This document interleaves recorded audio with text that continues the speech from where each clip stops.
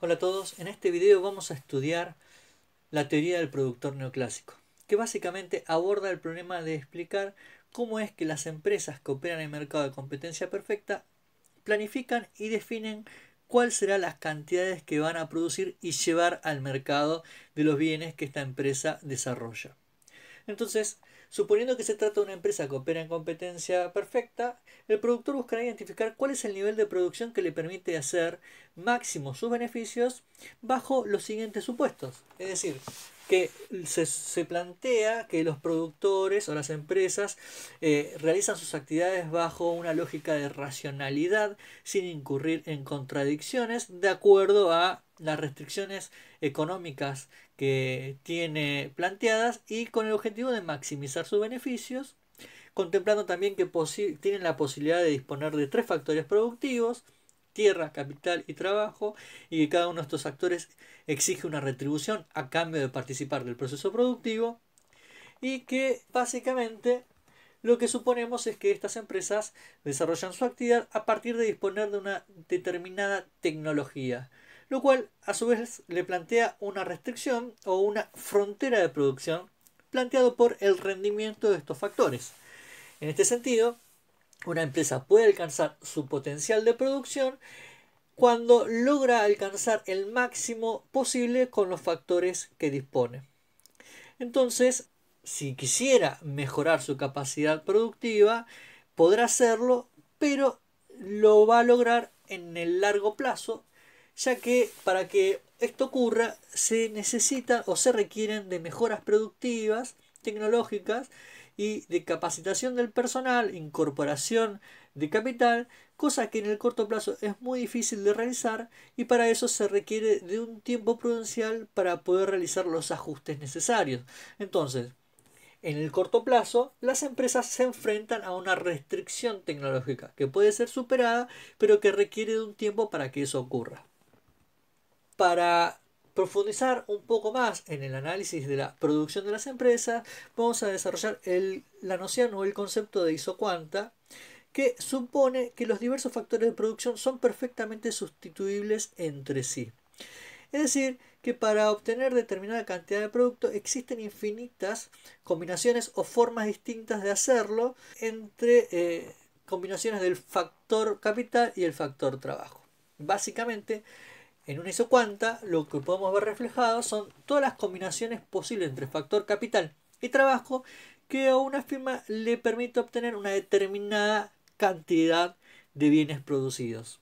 Si aumenta la disposición de ambos factores productivos, es decir, si aumentan las cantidades del factor capital y del factor trabajo, se puede alcanzar un mayor nivel de producción. Y luego, manteniéndonos sobre una misma isocuanta, podemos observar que hay diferentes combinaciones entre ambos factores para alcanzar el mismo nivel de producción. En cuanto a el producto marginal de estos factores productivos, es decir, el aporte que hacen a la producción o el rendimiento que presentan, se plantea, al igual que la teoría del consumidor, un rendimiento decreciente. Es decir, que a medida que aumenta las cantidades o la dotación de uno de estos dos factores, manteniendo constante el otro, el crecimiento de la producción tenderá a ser cada vez menor. Es decir, el aporte que cada factor productivo, manteniendo constante el otro, hace a la producción tiende a ser cada vez menor. Es decir, la producción aumenta, pero aumenta cada vez menos. Sea constante el factor capital o el factor trabajo, según se esté analizando en cada caso. Entonces, una forma matemática de plantearlo es como figura ahí, en el sentido de que la productividad marginal del trabajo no es otra cosa que la variación de la producción de acuerdo a la variación del trabajo, y la productividad marginal del capital es la variación de la producción de acuerdo a cómo varíe el capital. Entonces, para saber cuánto varía la producción frente a la variación en la cantidad de trabajadores o de capital, es necesario saber cuál es la productividad o el aporte o el rendimiento que estos tienen, porque la cantidad del factor por sí solo no nos indica mucho. Y también es decir que a cada cantidad de factor le corresponde un determinado rendimiento, porque este va evolucionando o va cambiando a medida que cambian las cantidades del factor. Así, la variación total de la producción dependerá de cómo varíen ambos factores y el rendimiento que presenten para las cantidades definidas. Si quisiéramos estudiar cómo varían la tasa de intercambio entre estos dos factores manteniendo constante el nivel de producción, llegaríamos a la formulación de la relación técnica de sustitución, que no es otra cosa más que la tasa de intercambio entre los dos factores definido por la productividad de los mismos. Y eso se ve reflejado, al igual que en la teoría del consumidor, en función de cómo varía la dotación de uno de los dos factores cuando el otro varía en la menor proporción posible. En este caso, según lo que tenemos representado gráficamente aquí, podríamos plantear cómo varía o en cuánto se debe reducir la dotación del factor capital frente al incremento, por ejemplo, en una unidad del factor trabajo. De acuerdo a lo que tenemos planteado acá, sería que ante el incremento en una unidad del factor trabajo pasando de 2 trabajadores a 3, tendríamos que renunciar a la dotación de capital para mantener el mismo nivel de producción, en este caso de 8 unidades. Entonces, encontraríamos que la tasa de intercambio sería de -2, ya que se debe reducir la dotación de capital de 7 a 5 para incrementar en una unidad la de trabajadores y pasar de 2 a 3 unidades. Ahora, los rendimientos de los factores productivos pueden ser constantes, crecientes o decrecientes. Entonces, la variación será constante cuando la producción presente un crecimiento constante, creciente cuando la variación de la producción sea mayor a la variación del factor que estemos analizando, y decreciente cuando la variación de la producción sea menor a la variación que se registre en el factor. También se puede hacer el análisis de acuerdo al plazo, ¿sí? En el corto plazo, los factores permanecen constantes salvo el trabajo. Es mucho más sencillo de definir de un día para otro la posibilidad de incorporar horas extras al trabajo, o de incorporar un nuevo trabajador, o de despedir, que la posibilidad de instalar una nueva maquinaria en una empresa. Por eso, en el corto plazo, la mayoría de las veces se considera que lo que varía es el factor trabajo, mientras que el factor capital permanece constante. En el largo plazo, todos los factores son variables y se pueden modificar en cualquiera de los sentidos, ya sea el trabajo, como el capital, como el factor tierra. En la teoría del productor se puede abordar la solución del problema planteado anteriormente, en el sentido de cuál será la cantidad que debe producir una empresa para poder maximizar sus beneficios. Se puede hacer por el lado de la técnica de maximización de beneficios como de la minimización de costos. En esta clase estudiaremos principalmente fundamentos y categorías de la maximización de beneficios, suponiendo que esta empresa opera en un mercado de competencia perfecta donde se dan los supuestos que están ahí planteados, es decir, productos homogéneos, información perfecta, atomización del mercado, igual acceso a la tecnología, y todo esto nos da como resultado la inexistencia de la incertidumbre. ¿Sí? Entonces, en un mercado de competencia perfecta, a esta empresa no le queda otra cosa que decidir cuánto producir y, como resultado de ello, cuántas personas contratar, ya que en un mercado de competencia perfecta el precio se encuentra definido por el mercado. Y no se puede influir de manera unilateral sobre la demanda, ya que tenemos una situación de atomización de la oferta. Y tampoco se puede dar un cambio tecnológico para hacer o lograr una diferenciación de producto, porque el supuesto que nos lo impide es el de producto homogéneo, y no podemos tampoco mejorar el proceso productivo porque estamos regidos por el supuesto de información perfecta, con lo cual todas las empresas operan y producen de la misma forma. La incógnita para esta empresa entonces es definir qué cantidad producir y junto con ello cuántas personas contratar.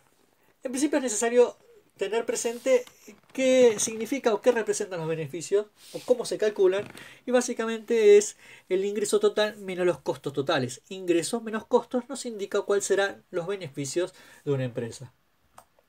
¿Cómo se calculan los ingresos? Bueno, al precio del producto se lo debe multiplicar por las cantidades que efectivamente esta empresa puede producir y vender al mercado. Es importante advertir que precio es igual a ingreso medio, ya que el ingreso medio es el ingreso por unidad, es decir, el ingreso por unidad vendida. En cuanto a los costos, básicamente es todo lo que hemos planteado a lo largo de la teoría. Básicamente las retribuciones de aquellos actores que intervienen del proceso productivo multiplicado por la cantidad de estos factores que son contratados. Conociendo cuál es la retribución que exigen y sabiendo qué cantidad de estos factores tenemos, podemos entonces arribar al costo total o a la estructura de costos de la empresa.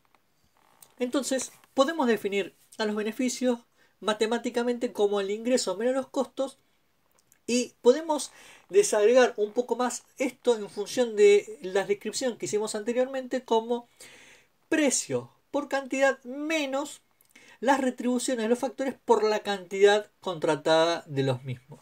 Si quisiéramos arribar a una solución gráfica, entonces tendríamos que desarrollar el concepto de isobeneficio, que representa principalmente todas las combinaciones de insumo y producto que generan un determinado nivel de beneficio. Es decir, acá estamos definiendo cuál es el beneficio de la empresa, el beneficio proyectado o planificado. Es decir, el beneficio se convierte en un valor determinado arbitrariamente. Como en el corto plazo el factor capital permanece constante, básicamente lo que estamos haciendo es expresar una ecuación de isobeneficio donde el nivel de producción depende del factor trabajo. Entonces, describiendo en detalle cada uno de los componentes de esta ecuación isobeneficio, nótese que ahí tenemos cada una de las retribuciones en relación al nivel de precios, lo que nos plantea cómo se distribuyen los ingresos de la empresa entre los diferentes factores. Es decir, nos indica en qué proporción se distribuyen estos ingresos. También podemos advertir, como adelantamos anteriormente, que la producción será la variable dependiente del trabajo, que es variable independiente, y la relación de precios del factor trabajo con el precio de la mercancía, es decir, W sobre P, salario sobre precio, es la pendiente de la isobeneficio. Identificando entonces la variable dependiente, la independiente y la pendiente, lo que queda, el residuo, es la ordenada al origen. Gráficamente se trata de una ecuación lineal con pendiente positiva que podemos ir planteando en una gráfica donde ponemos relación nivel de producción con cantidad de trabajadores, y fíjense que ahí planteamos tres posibles rectas de isobeneficio donde en cada una de ellas el beneficio adquiere diferente valor de acuerdo a proyecciones de beneficio que pueda llegar a tener la empresa. Ahora, la maximización de beneficios en la solución gráfica lo que hace es incorporar entonces a la función de producción de la empresa. Y podríamos repensar lo que dije anteriormente en el sentido de que fíjense que en esta gráfica tengo varias rectas de isobeneficio que representan mayores y menores niveles de beneficio, pero que en términos estrictamente objetivos se encuentran condicionados por la efectiva capacidad de producción de la empresa, que se ve reflejado en la función de producción que tenemos ahí representado en esa parábola con negrita. Es decir, como productor probablemente nos gustaría poder tener un margen de beneficio que se ve ahí reflejado en la isobeneficio 2, pero nuestra capacidad productiva nos permite alcanzar hasta la isobeneficio 1, descartando la isobeneficio sub 0 por brindarnos un margen de beneficio inferior al de la isobeneficio 1. Entonces, en el corto plazo, donde el nivel de capital es fijo, el productor solo podrá tomar decisiones sobre la cantidad de trabajadores que contratará, es decir, sobre el factor variable. Y en términos gráficos lo que encontramos es que la pendiente de la isobeneficio se iguala con la pendiente de la función de producción en aquel punto donde la recta y la curva son tangentes. Es decir, en términos conceptuales, se igualan en ese punto la productividad marginal del factor trabajo con la relación de precios del factor trabajo y el producto que esta empresa produce. Básicamente en esa situación es donde la empresa alcanza el máximo nivel de beneficios posible, el máximo nivel de beneficios con respecto a su capacidad productiva. En ese punto, donde se igualan las pendientes de la recta y de la parábola, donde son tangente la función de producción con la isobeneficio, llegamos a esta igualación, que básicamente nos indica que la productividad marginal del trabajo tiene que ser igual a la relación de precio de ese factor y del producto que produce esa empresa, que si lo modificamos un poquito y lo despejamos, podemos observar que se puede expresar en estos otros términos, donde el salario de un empleado tiene que ser igual al precio del producto por la productividad marginal del trabajador. Es decir, el salario de una persona estará definido por aquella parte del ingreso medio de una empresa que irá a la retribución de este trabajador. Y el criterio será de acuerdo al rendimiento de este trabajador en la empresa, es decir, de acuerdo al aporte que este trabajador haga a la producción. Así es como se definiría el salario de acuerdo a la teoría del productor neoclásica que hemos visto hasta aquí. Es decir, hallamos la regla que necesariamente debe utilizar el productor para decidir cuánto producir maximizando sus beneficios. Entonces, el empresario, al comportarse racionalmente, debe producir la cantidad que iguale el valor del producto marginal del trabajo a la remuneración de ese factor. Es decir, pagarle al trabajador de acuerdo a su rendimiento. Y entonces, definido el equilibrio para este productor, es decir, definido el nivel de producción que le permite maximizar sus beneficios de acuerdo a su capacidad productiva, lo que vamos a plantear es la posibilidad de algunos ejercicios de estática comparada. Entonces vamos a plantear en primer lugar la posibilidad de que se reduzca el precio del producto que vende esta empresa. Entonces podríamos decir que si en una empresa se reduce el precio del producto, es muy probable que el empresario no esté tan dispuesto a producir. Esto desaliente la producción, ¿sí? Pero lo que explica esta gráfica y toda la teoría es el por qué. Principalmente porque la relación entre el salario del trabajador y el precio del producto se ve modificado. Junto con ello se modifica en términos gráficos la inclinación de la isobeneficio. Es decir, si se reduce el precio del producto, en la relación salario y precio crece el impacto del salario y como resultado de ello crecen los costos, razón por la cual el empresario estará dispuesto a reducir su producción hasta que mejore esta relación, pasando del punto A al punto B de esta gráfica. Contrariamente, si se reduce el salario del trabajador, se modifica la relación de precio del factor productivo y del producto que se vende al mercado, es decir, W sobre P, se ve modificado en un sentido donde se favorece al ingreso medio de la empresa en relación a la retribución del trabajador. Esto hace que el precio del trabajo se abarate y entonces el empresario esté dispuesto a contratar una mayor cantidad de trabajadores y como consecuencia de ello aumente la producción de la empresa.